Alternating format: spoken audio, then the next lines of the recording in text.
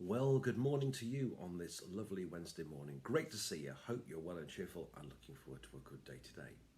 I have a couple of notices for you. Firstly, to say I'm delighted to say we're going to start showing our Sunday morning services on Facebook again. So do feel join us on Sunday morning. So whether you can join us in person, which is brilliant, or you can join us online on Facebook, that would be great. But I'm really glad to say that our services are going to be online on Facebook and you'll get an invitation and so on. And do join us then if you wish to. It'd be great to see you. The other thing is, I've been doing these morning talks now for over a year, and I'm loving doing them. But my colleagues have given me a month off. So in August, I'm delighted to say, my clergy and my reader colleagues are going to give me a month off. So they're going to carry the talks. They're going to carry on every day.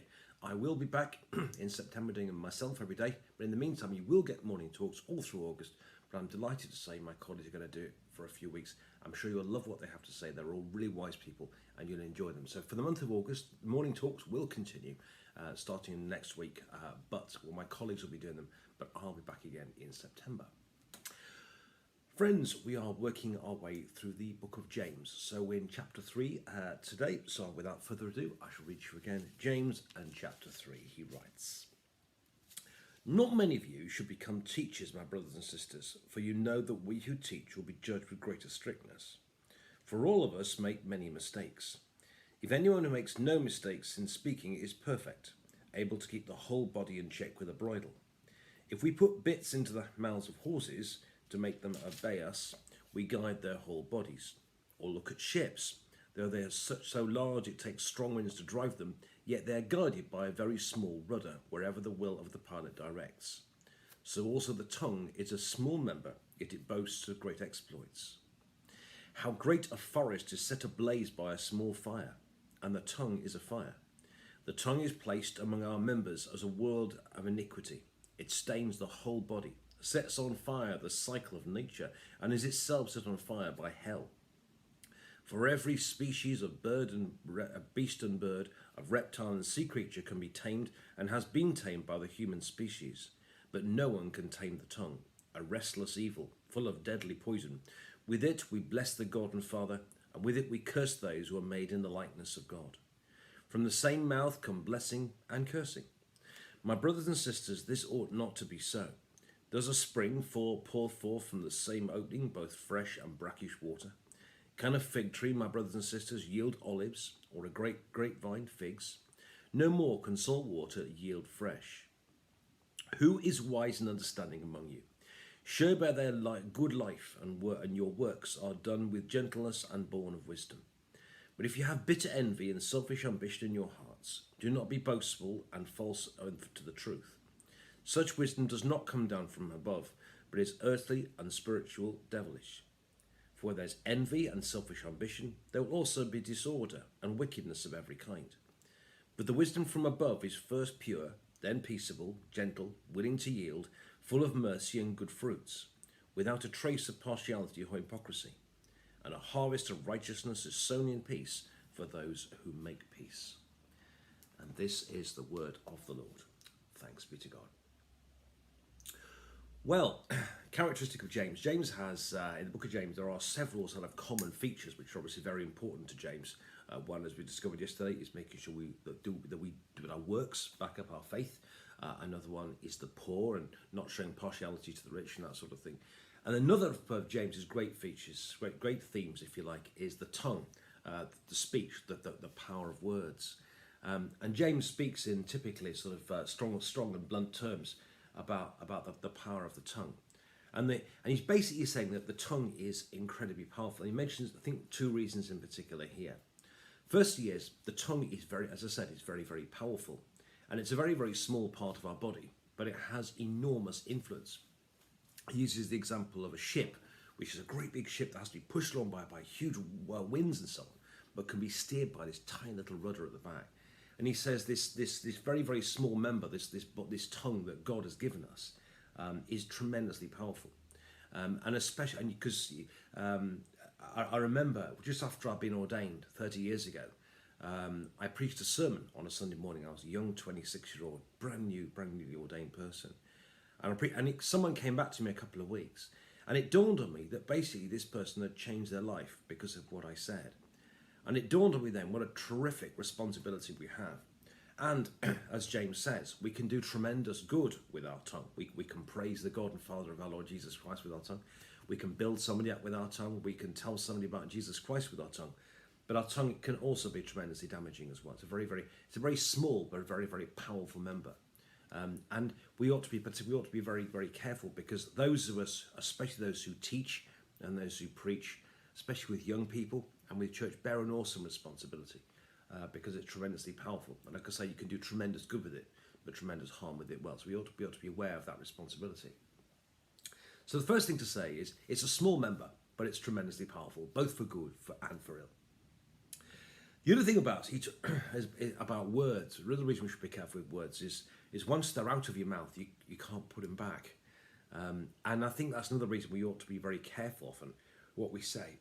Once gossip is out, it can't be put back. Often a hurtful word can be very, very difficult to make up for. Things that are said in haste or whatever. Hurts, very, very difficult to get it back. And a bit like a very, very small fire could produce a great big forest fire, cause tremendous damage because it gets out of control. That fire can get out of control. Similarly with words. Another reason we should be careful with words is because if they get out of control, once they're out of our mouths, we can't put them back, and they can spread, and they can get beyond, get out of control. They can cause tremendous damage. So because of the influence that our tongue can have, because of the power of our words, and because often our words can get out of control, James is warning here to be very, very careful in what we say. But what is the key to this? How do we get around this? Because in reality, it's very important. In reality, as James says in verse 2, we all make mistakes.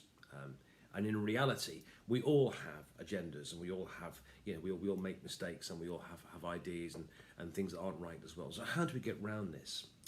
I think the answer really is it's about wisdom. He talks about towards the end about proper wisdom. And I think the key to this really is about being very, very self-aware. In reality, as I said, we all make mistakes. In reality, we all have ambitions. In reality, we all have a sinful nature. In reality, we can all be selfish. And I think the key to this is to ask God that he give us the wisdom to discern what is his will from what is our opinion. I remember a very, very, the previous Archbishop of York was a guy called John Sentama. And when I was ordained, like I say, 30 years ago, he did the ordination retreat, long before he was a bishop or anything like that. And he was absolutely brilliant. And he talked about the importance, really, of being able to discern what is God's will, what's kind of churchy ideas, and what is God's will. He used the example of telling a congregation off on a Sunday morning. He says there's a time and a place for telling a congregation off for not supporting something or whatever. But you do that for the notices. You don't do that from the pulpit. The pulpit is the place when you speak the word of God. And it's all about, as I said, being able to work out and to discern what is my point of view from what is God's will.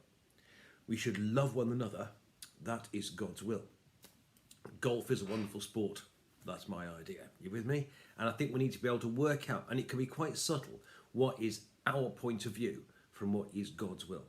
Because as I say, in reality, we all make mistakes. In reality, we all have selfish ambitions and desires. In reality, there's a wall of parts of us that aren't what we wish there would be in someone in the Christian life. But I think clever preachers and clever teachers and people with the responsibility of preaching and teaching, because of the awesome responsibility they have, what we need to do is we need to work out or pray that God would show us the difference between our point of view, our ideas, and what is God's will, and be able to work out the two, and make sure that when we're speaking from the pulpit, we're speaking God's will and not our point of view.